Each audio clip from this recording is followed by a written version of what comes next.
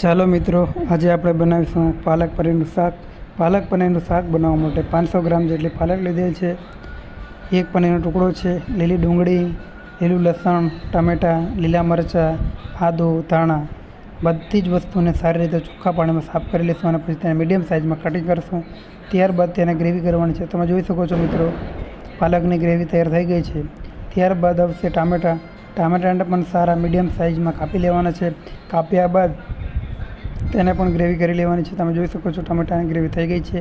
ત્યાર પછી આવશે લીલા મરચાં, લીલા ધાણા, આદું, મરચાં, એની પણ પેસ્ટ તૈયાર કરવાની છે.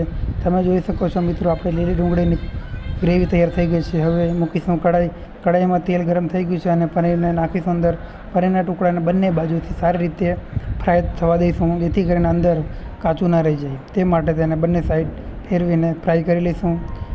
આપણો પનીરનો ટુકડો સારી રીતે ફ્રાય નથી થયો, તેથી તેને બીજી વાર પણ મીડિયમ સાઇઝમાં પનીરના ટુકડાને કાપીને સારી રીતે ફ્રાય કરીએ છીએ.